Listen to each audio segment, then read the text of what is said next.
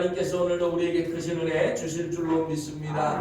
앞뒤 좌우로 한번 인사해 보겠는데요. 이렇게 인사하면 좋겠어요. 하나님은 당신에게 승리를 주십니다. 하나님은 당신에게 승리를 주십니다. 아멘이세요? 네.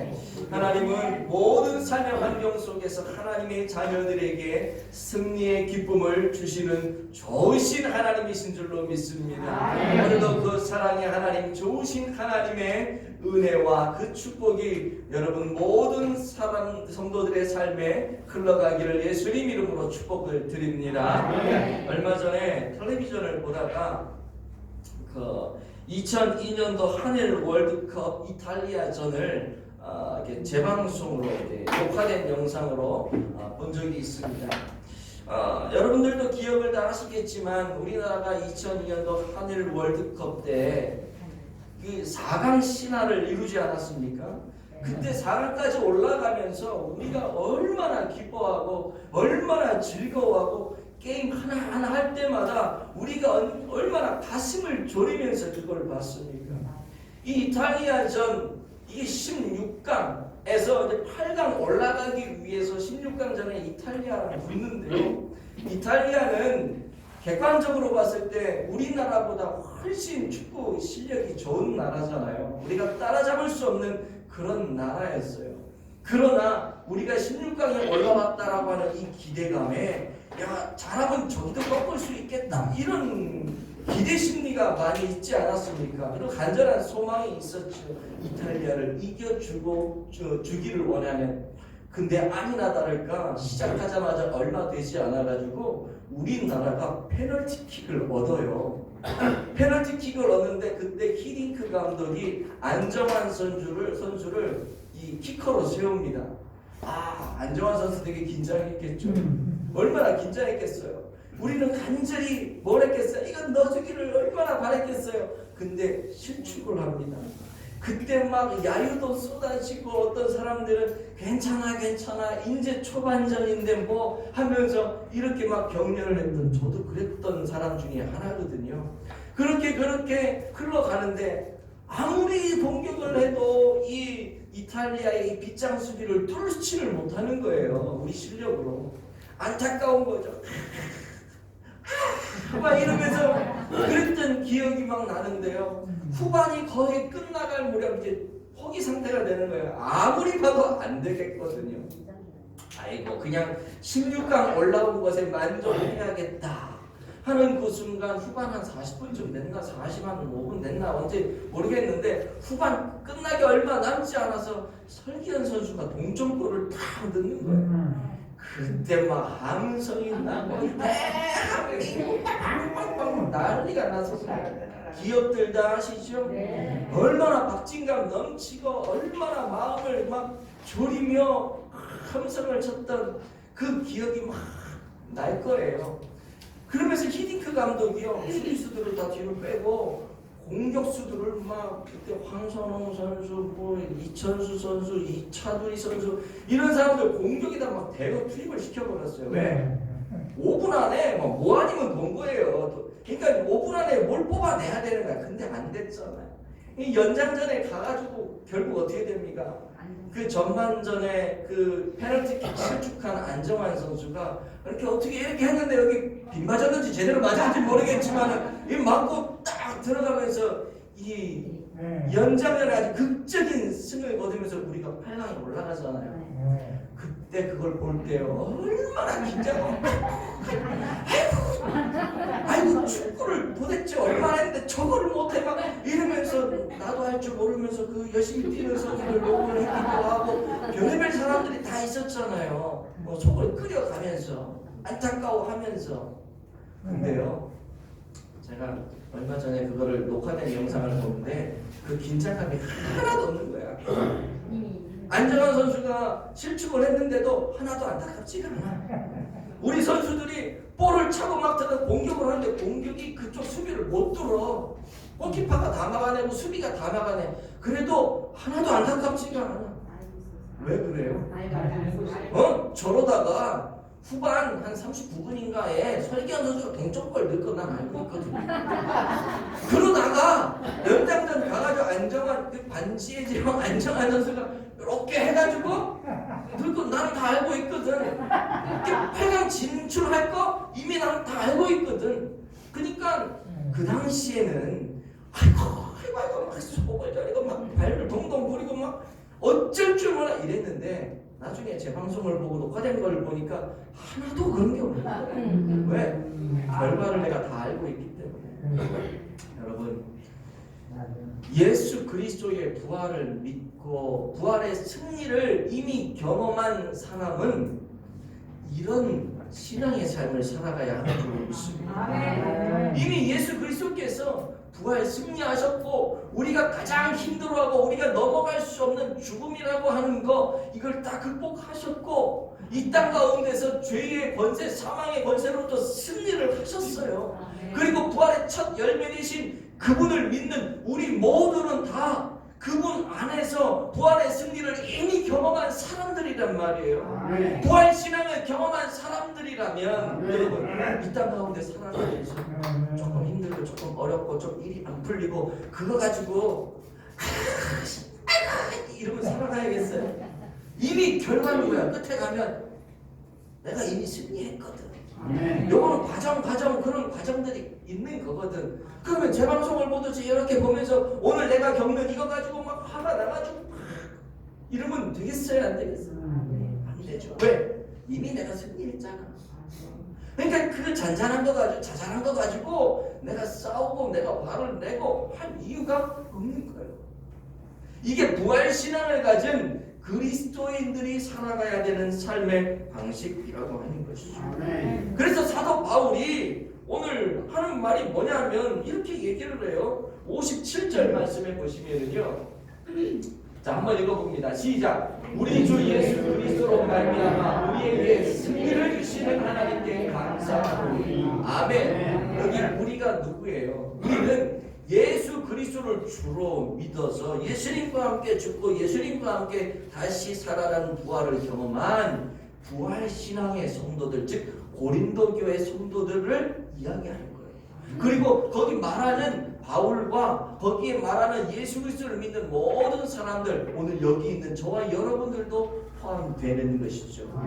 그 사람들 우리에게 뭐를 해요? 승리를 주시는 이 현재형으로 쓰여져 있거든요. 이 현재형으로 쓰여져 있다는 건 어떤 의미냐면 계속적으로, 반복적으로, 끊임없이 이런 뜻이에요. 그러니까 한 번 승리를 주고 마는 것이 아니라 과거에 한 번 승리를 주고 마는 것이 아니라 과거에도 승리, 오늘 이 현재에도 승리, 앞으로 일어날 모든 일에도 승리, 이렇게 승리를 주시는 분이 누구라고요? 하나님이요. 하나님. 근데 이 하나님이 누구 안에서 그렇게 한대요? 우리 주 예수 그리스도로 말이야.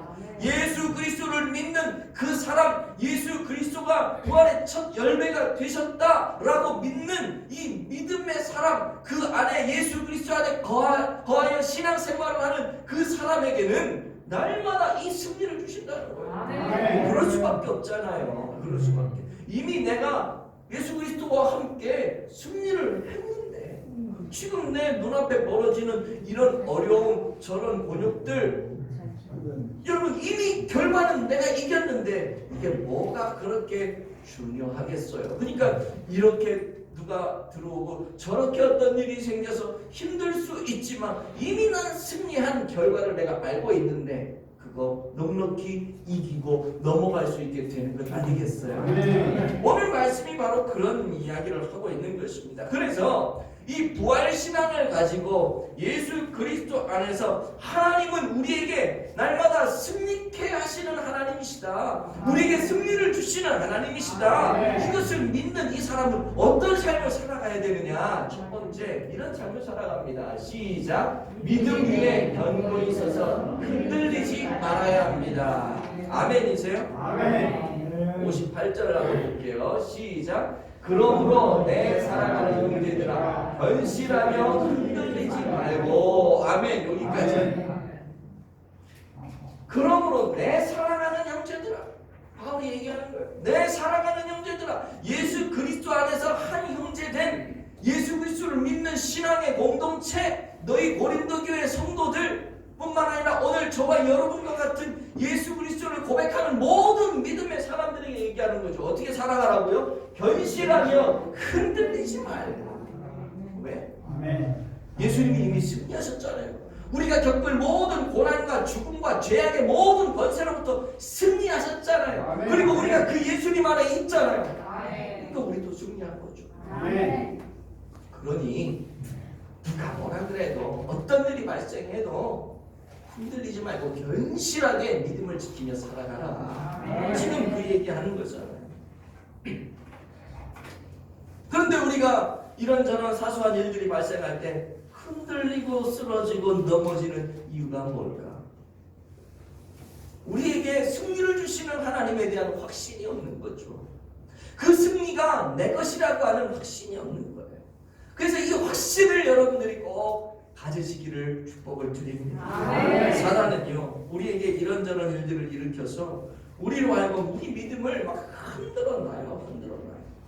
마치 태풍이 불면, 가을철에 태풍이 불면 그 잘 익은 그 과일들, 곡식들 이런 것들이 막 낙과가 되고 떨어져가지고 상처가 나고 깨지고 그래가지고 잘 자라서 탐스럽게 익은 이 상품성 있는 가치가 있는 이 열매들이 떨어짐으로 상품의 가치가 없어져 버리잖아요. 그리고 그의 농사 망쳤다 이런 소리가 나오잖아요. 사단은 마치 그래요. 이 태풍처럼요. 우리가 잘 익어서 하나님 앞에 아름다운 열매로 우리가 드려지려고 할 때 이 태풍 같은 걸 불게 해가지고 우리로 하여금 우리 신앙을 떨어뜨리고 하나님 앞에 존귀한 자로 세워지지 못하도록 그렇게 방해 공작을 핀다니까. 우리를 막 흔들어 놔요. 제대로 좀 어떻게 서보려고 해요. 그게 사단의 공작이라고요. 그래서 교회에 시험 들게 하기도 하고 목사님에게 시험 들게 하기도 하고 뭐 장로님에게 권사님에게 어떤 성도님에게 이렇게 막 시험이 들게 해서 그 사람의 믿음을 막 흔들어. 아무리 충성하고 봉사하고 헌신을 해도 뭐 칭찬 한마디 없고 예를 들면 그럴 수 있잖아요. 아니 뭐 물론 내가 무슨 대가를 바라고 내가 칭찬을 받으려고 한 일은 아니지만 그래도 좀 내가 뭔가를 했을 때 좀 누가 와서 좀 알아주기라도 좀 하고 말이라도 한번 건네주고 뭐 이러면 그게 좋은데 열심히 충성하고 봉사했는데 아무도 뭐 말도 안 하고 그래 너는 그런 거 해야 되는 사람이니? 라고 그냥 인정해버리고 그러면 왠지 모르게 서운한 마음이 이렇게 들다가 나중에 그게 심해지면 시험이 들고 아이고 내가 이딴 교회 나와야 되나 말아야 되나 내가 이런 성도들하고 살아야 되나 말아야 되나 그러면서 마음에 시험이 오기도 하죠. 헌금을 했는데 목사님이 알아주질 않아. 헌금을 했는데 목사님이 기도도 안 해줘. 뭐 그럴 수 있잖아요. 솔직히 얘기해서 그거 뭐 하나님 앞에 드린 거고 하나님의 교회를 위해서 바친 건데 하나님이 알아주시면 됐지 이런 마음으로 우리가 헌금을 하잖아요 사실은. 근데 하나님이 알아주셨는데 목사가 안 알아주고 장로가 안 알아주고 그러면 이게 왠지 모르게 마음에 서운한 마음이 들어요. 그러면서 뭐예요? 시험이 들게 되는 것이죠. 목사도 인간인지라 놓칠 수가 있어요. 그런데 어쨌든 사단은요 그런 틈을 타가지고 교회를 흔들고 성도의 마음을 뒤흔들어 놔가지고 힘들고 어렵게 한다니까요. 열심히 기도를 하지만 하나님의 응답이 막 속히 임하지가 않아. 막 철회를 하고 막 금식을 하며 소리를 지르고 기도를 하는데 하나님이 응답을 빨리 안 줘. 그러면 또 시험이 들고 낙심하기도 하고 정말 제대로 좀 살아보려고 발버둥을 치는데 오히려 삶의 환경은 점점 어려워지고 경제적으로 더 힘들어지고 여러분 그럴 때 시험이 올 수 있잖아요. 어떤 경우는요 정말 저 사람은 법 없이도 살 사람이야. 정말 예수 잘 믿는 사람이야. 믿음 진짜 좋은 사람이야. 그런데 사기를 당해. 어떨 때는요 정말 인정받는 사람인데 자기가 잘못도 안 했는데 오히려 결과는 자기가 잘못한 걸로 억울하게 이렇게 누명을 쓰는 경우도 여러분 살다 보면 생길 수 있잖아요. 그러면 이러는 거죠. 아니 도대체 내가 하나님을 얼마나 열심히 섬겼고 하나님을 내가 얼마나 사랑하는데 왜 나한테 이러십니까? 내가 뭘 못했다고 그러세요? 라고 하면서 하나님을 원망하기도 하고 시험이 들기도 하고 낙담할 수도 있고, 어떤 경우에는 한번 마음 딱 잡고 내가 전도 한번 해봐야지, 그리고 누군가에게 복음을 전하는데 욕만 바가지로 먹어버리고 삿대질 당하고 나는 너 같은 인간 때문에 교회 안 다닌다 이런 소리 들어버리면 막 속이 뒤집히는 거예요. 그러면 무슨 생각이에요? 내가 다시는 전도하나? 내가 이런 소리 들으려고 전도하나? 이러면서 막 마음이 상심해가지고, 여러분 그럴 때가 얼마나 많습니까? 그래서 사단은요 그런 상황의 삶의 환경들을 가지고 우리 믿음을 막 흔들어버려요. 네가 뭐 예수님의 부활을 믿는다고? 네가 뭐 이미 승리했다고? 웃기고 있네. 그래 내가 이렇게 나가는데도 네가 승리했다고 마음 평안히 사나 보자. 그러면 계속 찔러댄다니까요. 어떤 경우는 죄의 유혹으로 인해서 우리를 시험 들게 하기도 하죠. 남녀 간의 어떤 이성적인 문제를 가지고 우리를 유혹해서 거기에 빠지기도 하고요. 또 도덕, 뭐 거짓말, 폭력, 폭행, 내가 하려고 해서 한 게 아닌데 어쩌다 보니까 뭐 그게 될 수도 있는 거거든요. 근데 그런 저런 일들로 인해서 내가 어려움을 당할 수도 있어요. 그러면 무슨 생각을 해요? 아이고 나 같은 게 뭐 예수를 믿는다고? 아니 나 같은 거는 죽어도 싸. 무슨 예수를 믿어 나 같은 거. 그러면서 스스로를 비하하고 자기의 신앙을 다, 지금까지 쌓아왔던 자기의 신앙을 다 한꺼번에 그냥 다 무너뜨리는 그런 사람들도 제가 본 적이 있거든요. 사단은요 이처럼 이 다양한 것들을 가지고 우리를 막 뒤흔들어 놔요. 그런데요 오늘 성경 뭐라 그럽니까? 구원받은 성도 예수 그리스도의 죽으심과 부활을 믿는 내 사랑하는 형제들아, 그들에게 얘기하는 거예요. 우리들에게 얘기하는 거예요. 그런 저런 여러 가지 환난과 시험과 겁박하는 것들이 있다 할지라도 뭐예요? 부활신앙 예수님이 승리하셨다. 그러니까 너도 승리한 거야. 그건 믿어. 그러면서 믿음에 결실하여 절대 흔들리지 말고 살아야 된다. 지금 그 얘기를 하고 있는 겁니다. 제가 설교 초반에 축구 얘기를 이제 꺼냈잖아요. 우리 인생을 축구 경기로 비유하면 그럴 수 있을 것 같아요. 전반전에 이렇게 시작했는데 잘 안 풀려. 태어나면서부터 부유한 가정에 태어나는 게 아니라 정말 힘들고 어렵고 찌들은 그런 가정에서 태어나고, 더욱이 어떤 경우에는 부모의 관계가 좋지 않은 그런 가정 속에 태어나는 아이들도 있잖아요. 그러면서 막 자라죠. 자라면서 형편이 어려우니까 남들은 학원도 다니고 과외 선생님도 붙이고 그래서 공부를 하는데 나는 그렇게 할 수 있는 환경이 아닌 거예요. 그래서 열심히 어떻게 그래도 한번 이겨보고 해보려고 열심히 공부를 하는데 스스로 하는데 한계가 있는 거예요.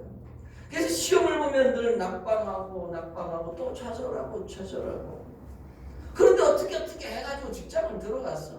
직장을 들어갔는데 뭐 회사가 부도가 나고 뭐 승진은 안 되고 몸도 아파지고 어떻게 해서 또 결혼도 했는데, 결혼을 해서 가정을 꾸리고 사는데 또 가정 생활이 또 부부 생활이 행복하지 않고, 또 보니까는 내 자녀들이 있는데 내가 살아온 그 환경을 이 자녀들에게 물려주고 싶지 않은데, 살다 보니까 나도 모르게 이 자녀들이 내가 살았던 환경 속에서 똑같이 살아가.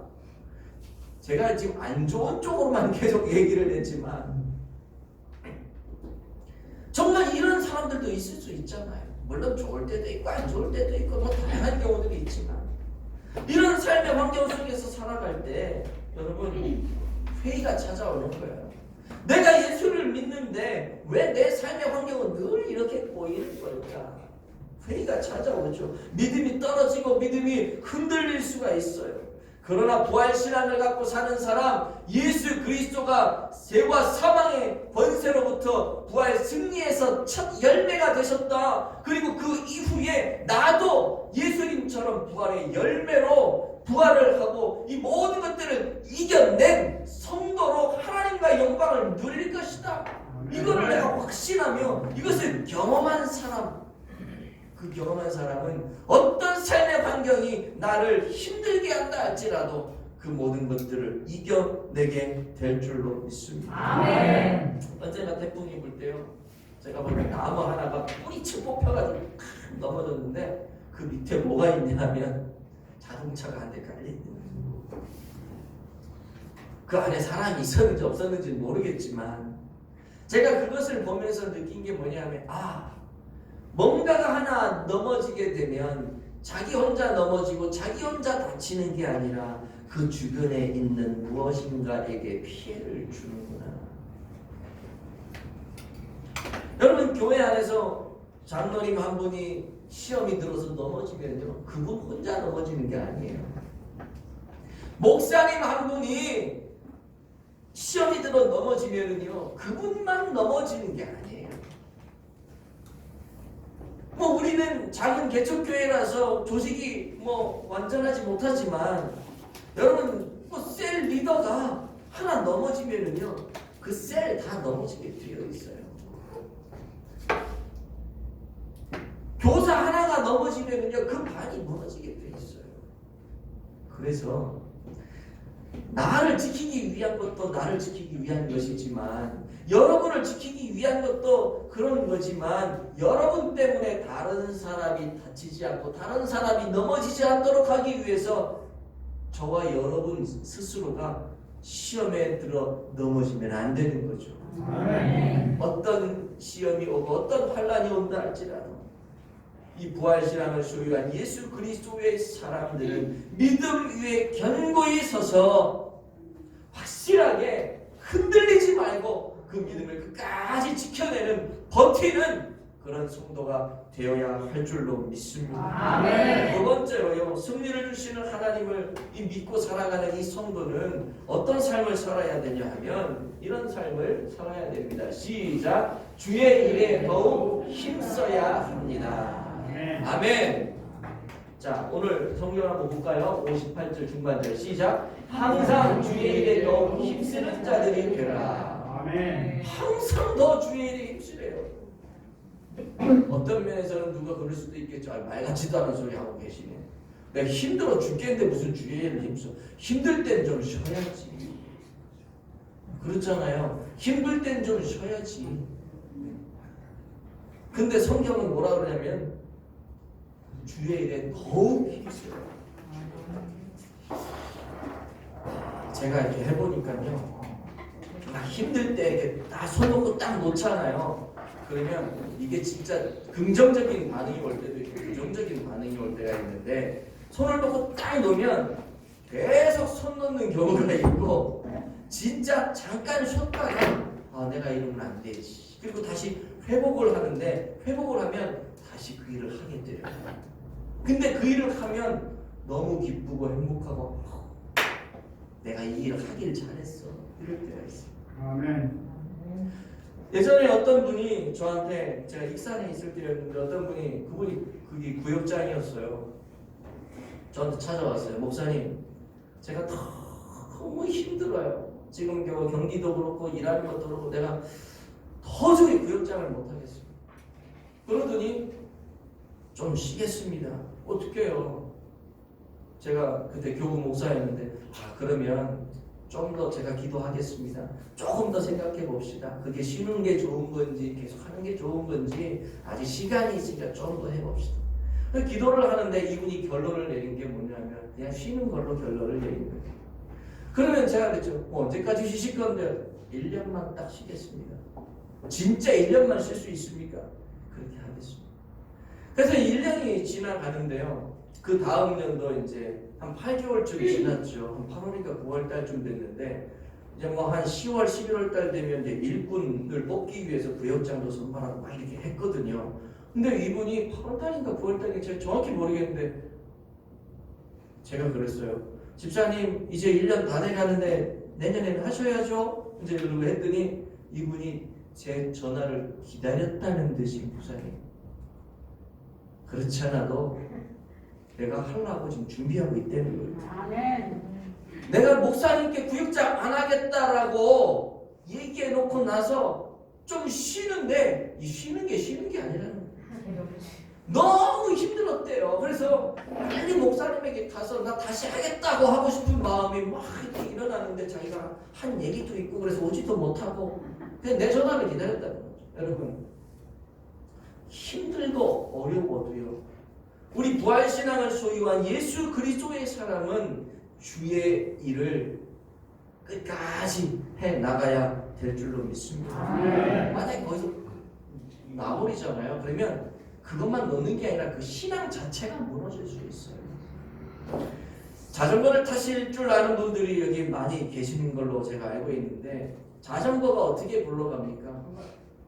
두 바퀴로 굴러가는 거 맞죠? 네, 두 발로 굴러갑니다. 세 발 자전거도 있고 네 발 자전거도 있어요. 근데 자전거가 굴러갈 때 저 타보니까 이게 가는데 막 쓰러질라 그래. 안 쓰러질라 그러면 안 쓰러지고 쭉 가려면 어떻게 해야 돼요? 계속 페달을 굴려야 돼요. 페달 안 구르면은요 쓰러집니다. 그러면 넘어질라 그럴 때 페달을 구르면서 그쪽 방향으로 이렇게 나가면 이게 방향 잡고 또 가거든요. 또 이렇게 쓰러질라 그러면 그것도 페달을 구르면서 이렇게 가면 또 그쪽으로 가요. 그러다 중심 잡고 가는 거예요. 무슨 말이냐? 우리가 주의 일을 할 때도요, 아유 안 되겠다 하고 페달을 안 굴러버리고 그냥 포기해버리면 그냥 거기 주저앉아버리고 끝나는 거예요. 그러나 아유 안 되겠다 할 때 한 번 더 페달을 굴러서 그쪽 방향으로 가면 다시 살아나서 그 길을 온전히 감당하고 쌩쌩 즐겁게 신나게 바람 쏘여가며 그 일을 할 수 있게 되는 것이죠. 여러분, 처음에 안 되더라고요. 이 참 중요한 거예요. 제가 이제 우리가 카페 교회를 하면서 제가 라떼 아트 공부도 했거든요. 라떼 아트라고 하는 게 뭐냐면 커피 위에다가 이제 우유로 그림을 그리는 건데 뭐 제가 잘은 못해요. 근데 이거 하는데 선생님이 하는 말이 있어요. 저는 이렇게 하다가 그림이 좀 안 나오면 에이 하고 그냥 쏟아버려요. 이건 아예 첫 타부터 이게 위치를 잘못 잡는 A 그러면은요 계속 A 하다 끝나요. 포기하다 끝나버려요. 그러면 어떻게 되냐면 아이고 난 안 되나 보다. 아이고 다 때려쳐. 이렇게 돼버려요.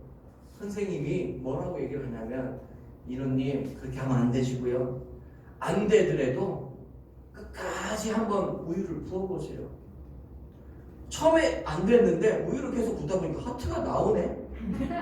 이 참 신기한 거예요. 그러니까 마무리를 잘 하시면 됩니다. 안 된다고 포기하지 말고요. 계속 한번 부어보세요. 그러면 이상한 하트라도 나옵니다. 여러분, 주의 일을 하다가 내려놓고 포기하고 싶을 때가 있어요. 그래도요, 끝까지 해보세요. 뭔가 형체가 나와요.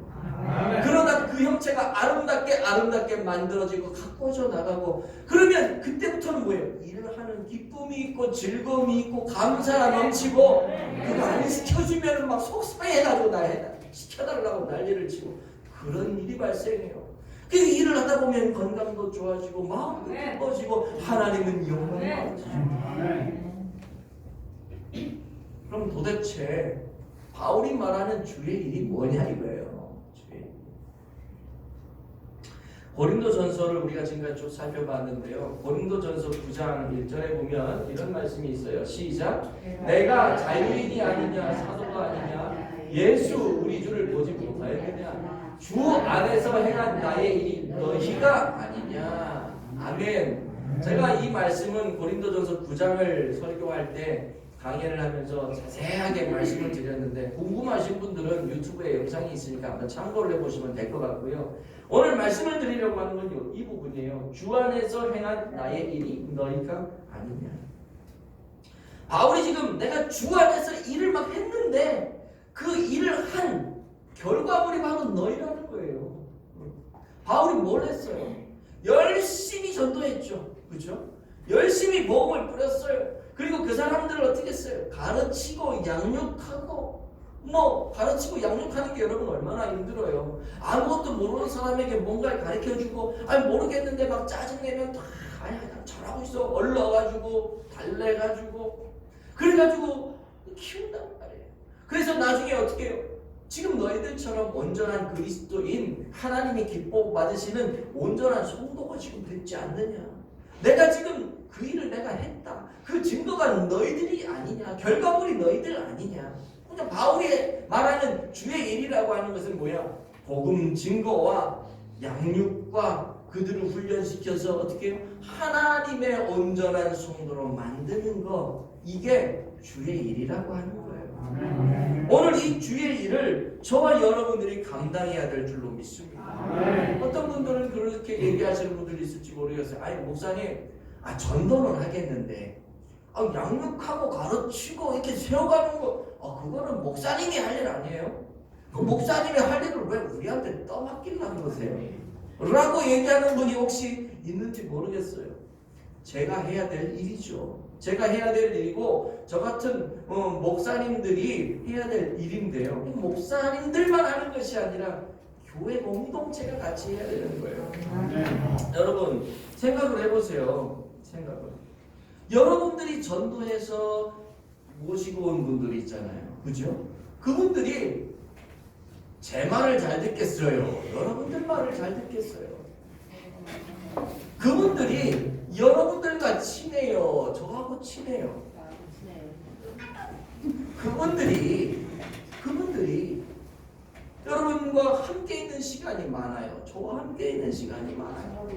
이런 것들을 다 따져보면은요, 제가 그분들에게 뭘 해서 말을 하고 가르치고 해서 어떻게 세워나가는 것보다 여러분들이 그분들을 전도해서 그분들에게 말을 해서 예배는 이런 거야, 섬기는 건 이런 거야, 헌금은 이런 거야, 봉사는 이런 거야, 이렇게 하면서 이걸 다 알려주는 거예요. 그게 뭐냐? 그게 양육이고요, 그게 훈련이고요, 그게 주의 일인 거예요.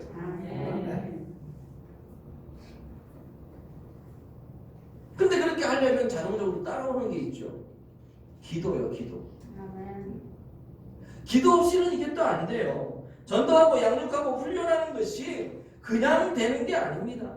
내가 한 영혼, 저 영혼을 위해 내가 마음에 딱 품고 내가 저분을 정말로 예수님께로 인도해서 하나님의 자녀가 되게 해서 정말 저분의 인생에 진짜 행복을 주고 정말 남은 인생을 살아갈 때 정말 행복하고 즐거운 인생이 되었으면 좋겠다라고 내가 이게 마음을 먹고 그 내 전도 대상자에게 가서 이제 전도를 할 때 기도가 얼마나 중요한지 몰라요. 내가 아무리 언변이 좋아서 황금 입술을 가지고 이렇게 저렇게 논리적으로 아무리 얘기를 해도요, 저 사람이 안 믿어버리면 끝이거든요. 근데 내가 얘기를 못해도 내가 이렇게 신용만 내도 그 사람이 그냥 믿어버리면 전도는 너무 쉽게 되는 거고, 전도가 될 뿐 아니라 그 사람의 인생이 맡겨지게 되고 그 사람의 인생이 뭐예요? 결국 나의 그 어눌한 그 말과 그 손동작으로 인해서 완전 행복한 인생이 될 수도 있는 거거든요. 근데 그 일을 내가 하는 게 아니에요. 누가 해요? 하나님이 하시는 거예요. 하나님이 그 사람 마음을 움직여 주셔야 돼. 하나님이 그 사람의 환경을 움직여 주셔야 돼. 내가 할 수 있는 게 아닌 거예요. 그래서 내가 말도 하고 내가 가르치기도 하고 양육도 하고 다 하지만 기도해가지고 뭘 해야 돼? 하나님, 나는 능력이 없어요. 하나님, 나는 할 수 있는 게 없어요. 근데 저 영혼 정말 예수 믿고 구원받아서 행복한 삶을 하고 싶은데 하나님 좀 역사해 주세요. 난 말도 못하는데요. 내가 뭐 이렇게 예수의 예자만 꺼내도 그냥 저 사람이 척하고 알아듣고 예수 믿게 해주세요. 예를 든다면 이렇게 기도하면 하나님이요, 그 영혼 만지셔서 그 영혼 새롭게 회복시켜 주셔서 예수님 때문에 행복한 인생 되게 하실 줄로 믿습니다. 그래서 기도가 필요해요. 이게 주의 일인 거죠. 설교를 준비하다가 이런 얘기를 봤어요. 이화여자대학교의 그 초대 총장인 김환란 박사 이야기를 많이 들어보셨을 거예요. 이분이 소원 중에 하나가 뭐냐면 우리나라 그 시골 그 농촌 그 구석구석까지 모든 사람이 다 예수 믿고 구원받는 게 이 사람의 소원이 두 가지 소원이 있는데 첫 번째 소원이 그거였어요. 그래가지고 이분이 총장이 되어가지고 전도를 하는데요. 저는 이화여자대학교 총장 김환란입니다. 전도하려고 왔습니다. 예수 믿고 구원받으세요. 참 좋습니다. 이렇게 막 전도지를 뿌려가며 막 방방곡곡을 돌아다니며 총장이 전도하니까 그 시대에 총장이면 엄청나게 존경받고 높은 분이잖아요. 총장이 전도하니까 시골에 있는 그 분들이 아유 총장이 와가지고 전도지를 나눠주고 얘기를 하니까 예수 믿는 사람이 아주 많았대요. 저는요 여러분들이 총장은 아니더라도 반장이라도 좀 했으면 좋겠어요. 그게 안 되면 좀 골목대장이라도 좀 했으면 좋겠어요. 그래가지고 여러분들이 전도하면 사람들이 아유 그래도 우리 반장이 얘기하니 한번 가봐야겠네. 이 정도는 좀 됐으면 좋겠어. 근데 제가 지금 말씀드리려고 하는 건 그게 아니고 이 기도 부분을 얘기하는 건데요. 이 김한남 박사님이 막 전도를 하는데 어떤 젊은 청년이 이 전도지를 딱 봤더니 그러는 거예요. 막 구겨가지고 코를 풀어버렸어. 그래서 이 김한남 박사님 그 모습을 딱 보면서 아 이봐요 청년 전도지로 코 풀면 코가 썩어요. 그랬더니 이 청년이 뭐 지나가는 개 쳐다보듯이 쳐다보고 지나갔겠죠. 뭐처럼 하면서 아 근데 참 신기한 것은 그날 밤에 잠이 안 오는 거예요. 코가 썩는 것 같은 느낌이 들거든요. 코가 욱신욱신 쑤시기도 하고 간질간질거리기도 하고 이러다가 내가 코가 썩나? 자꾸 그 말이 귀에 맴도는 거예요. 전도지로 코 풀면 코가 썩어요. 이게 계속 맴돌아가지고 밤에 잠을 못 자고 이 김한남 박사님을 찾아와서 죄송합니다. 제가 어떻게 하면 예수를 믿겠습니까? 세례받고 예수를 믿었다.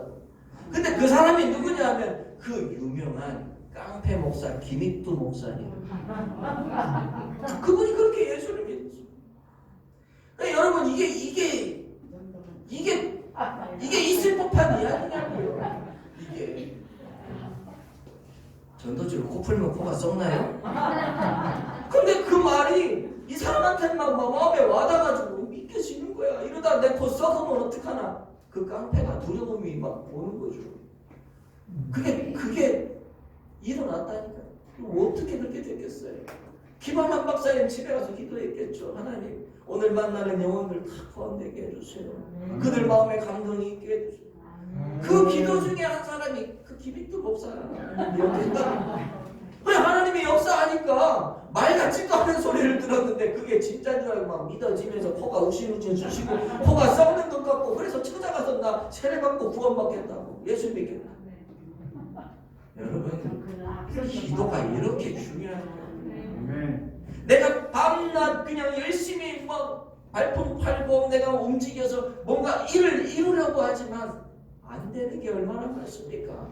내가 노력해서 다 된다면 여러분 노력 안 할 사람이 어디 있어요? 그러나 일을 되게 하시는 분은 하나님이시라고. 그 하나님 앞에 우리가 뭘 해야 돼요? 기도해야 돼요. 전도하고 기도하고. 여러분들 아멘 하셨는데 말만 그냥 아멘 하지 마시고 진짜 전도하고 기도하고 주의 영광을 위해서 주의 일에 매진하고 헌신하는 여러분들 되어지기를 축복합니다. 말씀을 맺을게요. 우리는 예수님의 부활을 믿는 부활신앙의 사람들입니다.